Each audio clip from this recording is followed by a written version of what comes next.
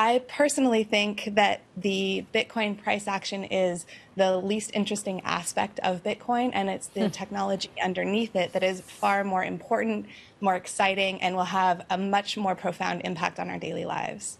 Yeah, Amy, this is why I'm so excited to have you on the program. You can see it as Bitcoin as a currency and the underlying blockchain technology, what makes it secure. If Bitcoin has this kind of upward trajectory, $35,000 now, Sunny Singh was on the show last week talking about above 100,000 at some point next year. Does that help the technology become accepted and utilized in societies around the world? That's absolutely right. Every time we have a bull run, more and more people find out about the technology. It's the price action that is, the kind of headline that gets people drawn in.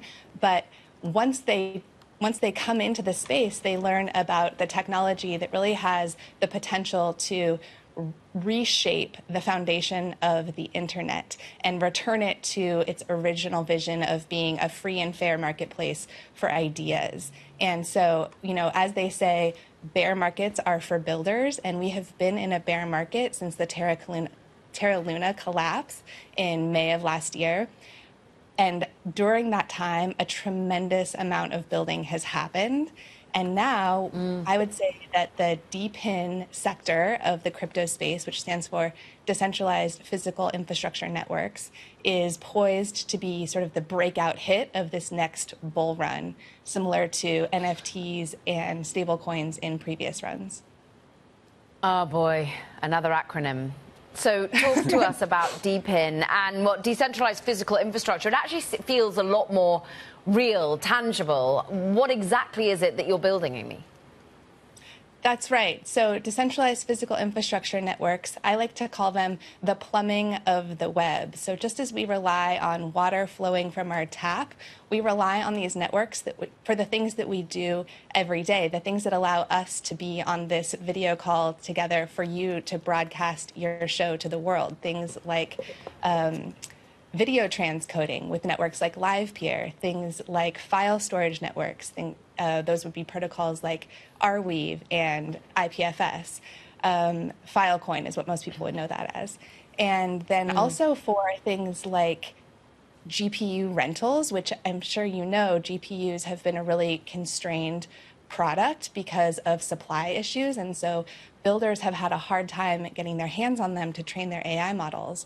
And marketplaces like a Cash network are making those available on a rental sort of basis so that they can use them when they need them without having to outlay a tremendous amount of cash to purchase them, and also really having to help overcome those supply issues. So these networks are going to return the web to its decentralized shape.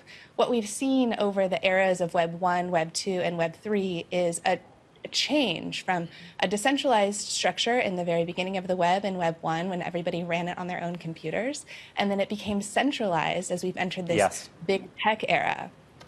And Web 3... Amy, really quick, just before we run out of time here, very quickly, just on what you said, is the United States a good place for this dream to become realized as a regulatory jurisdiction? Very quick. So our hope is that it will be. Right now, it is very precarious, and I think that the industry feels very nervous about what will happen. We have some great champions in the legislature who are helping to move that forward, and we wish them the best and hope that they are successful, because if not, we do face the really serious danger of losing the tech industry here in the U.S. All right, Amy James of the Web3 Working Group here on Bloomberg Technology, thank you so much. Now, coming up on the show, we're going to talk all things, guess what, AI.